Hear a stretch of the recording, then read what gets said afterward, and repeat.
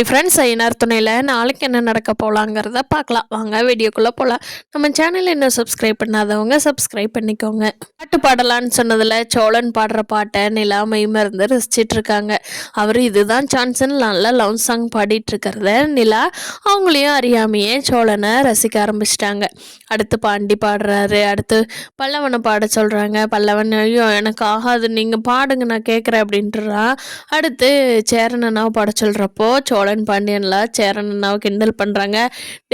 அவருக்கு ஹிந்தி பாட்டு தான்டா இப்போல்லாம் பாட தெரியும், தமிழ் பாட்டெல்லாம் மறந்துருப்பாருடா, என்ன பண்ணுறது, அவர் ஹிந்தி பாட்டு பாடினாருன்னா நம்ம கேட்க முடியாதே, வேண்டாண்டா அப்படின்னு சொல்லி சோழன் பாண்டியன்லாம் சேரனை கிண்டல் பண்ணுறாங்க. போங்கடா என்னடா அப்படிங்கிறாரு.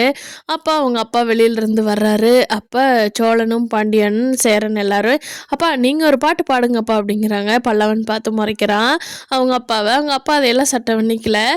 அந்த மைக் மாதிரி அவர் இதை பிடிச்சிட்டு அவர் காற்று வாங்க போனேன் ஒரு கவிதை வாங்கி வந்தேன் அப்படின்னு சொல்லி பழைய பாட்டை நல்லா பயங்கரமாக பாடுறாரு. வீட்டில் இருக்கிற எல்லாருமே கை தட்டி ரசிக்கிறாங்க. ஆனால் பல்லவன் மட்டும் கொஞ்சம் லைட்டாக ஸ்மைல் மட்டும் பண்ணிகிட்ருக்கான். அடுத்த நாள் பாண்டி கடைக்கு போகிறாங்க. வானதியும் வர்றாங்க. என்ன வானதி, நேற்று நான் கூப்பிட்டு நான் தானே பேசினேன், ஏன் ஃபோன் அட்டன் பண்ணிக்கிறேன்? நான் திட்டுவனேன்னு நீ கடமைக்காக ஃபோன் பண்ணுறேடா, எனக்கு என்னமோ உனக்கு எனக்கு செட் ஆகாதுன்னு தோணுது.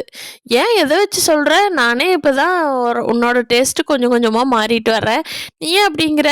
இல்லைடா, உனக்கு நீ பேசுகிறலையே ஒரு இன்ட்ரெஸ்டே இல்லைடா, கடமையே இவ கத்துவாளே அப்படிங்கிறக்காக கூப்பிட்றடா, எனக்கு நல்ல வித்தியாசம் தெரியுதுடா, நான் தான் தப்பு பண்ணிட்டேனோ, பேசாமல் எங்கள் வீட்டில் பார்க்குற மாப்பிள்ளையே கல்யாணம் பண்ணியிருக்கலாமோ அப்படிங்க பாண்டிக்கும் வந்துடுது.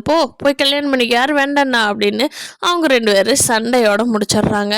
அடுத்து நீ எப்போ சேருவாங்கங்கிறத பார்க்கலாம். சேரன்னா வேலைக்கு போகிற இடத்துல பல்லவனோட அம்மா நடந்து போயிட்டுருக்காங்க. அப்போ சேரன் அம்மா அம்மா அம்மான்னு சத்தம் போடுறாரு. சேரனை பார்த்ததும் பல்லவனோட அம்மா திரும்பி கூட பார்க்காம வேகமாக ஓடி போயிடுறாங்க. அப்போ தான் சேரனுக்கு ஒரு டவுட் வருது, ஏன் இவங்க இப்படி போகிறாங்க, இன்னைக்கு போய் சாயந்தரம் அப்பாட்ட கேட்கணும் அப்படின்னு சொல்லி நினச்சிட்டு போகிறாரு. அங்கே சந்தாவுக்கு இவருக்கும் நல்ல கான்வர்சேஷன் தான் போயிட்டுருக்கு. நிஷ் கல்யாணம் எப்போ வச்சுக்கலான்னு கேட்குறாரு. சேரன் யோசிக்கிறாரு. பார்க்கலாம் ஃப்ரெண்ட்ஸ், ஐயனார் துணையில் அடுத்தடுத்து என்ன நடக்க போகுதுன்னு.